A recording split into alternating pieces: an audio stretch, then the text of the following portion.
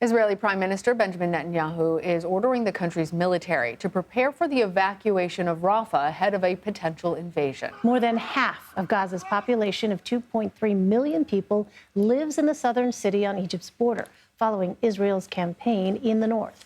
The Hamas-run health ministry says Israel launched a deadly round of airstrikes there earlier today. It also says almost 28,000 Palestinians have been killed since the start of the war. CBS News foreign correspondent Debora Patta is tracking this for us from Jerusalem. Deborah, obviously, this comes just after President Biden called Israel's conduct since the start of the war, quote, over the top.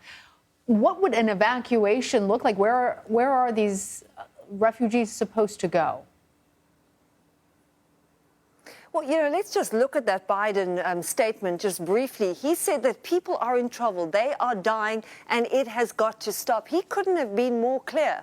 But he has an intransigent ally in Israel's Benjamin Netanyahu, who just dug in his heels, has completely disregarded the support that he gets from the U.S. and doubled down on his plans to advance into Rafah. He said that it's impossible to achieve the goal of war without eliminating Hamas, but the civilians have to evacuate. He wants to do both.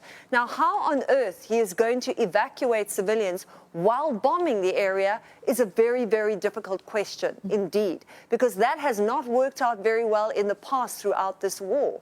Whenever they've tried to evacuate civilians or said that they've tried to evacuate civilians, there have been a lot of deaths. The places that people have fled to have been bombed, and these civilians have nowhere to go. That is not just a statement that is being made. This is the last remaining refuge where all those people are hiding out, hoping to find food, water, and a measure of safety.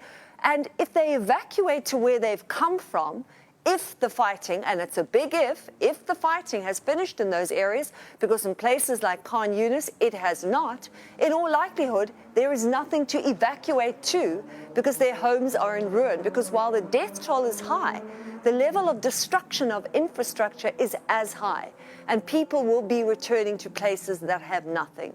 Well, Debora, with Rafah being the last remaining refuge, as you said, realistically, what does this mean for any hope of a ceasefire and hostage negotiations?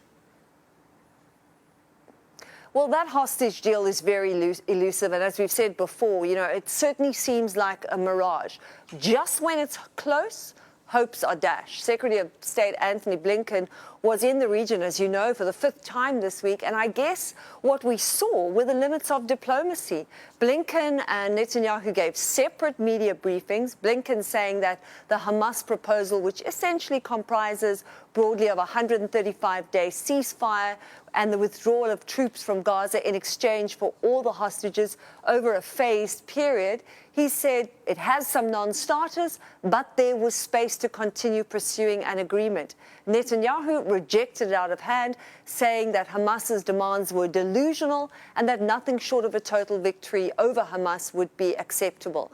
Now, that is bad news for Palestinians who are suffering under this war and have been for over 4 months. And it is just as bad news for the family members of hostages, some of whom are furious. They've been waiting, hoping, terribly anxious to try and get those remaining 100 hostages home, and they're terrified that their loved ones could be killed in the bombing. In fact, one former hostage said that if Netanyahu continues talking about eliminating Hamas, there will no longer be any hostages left to save.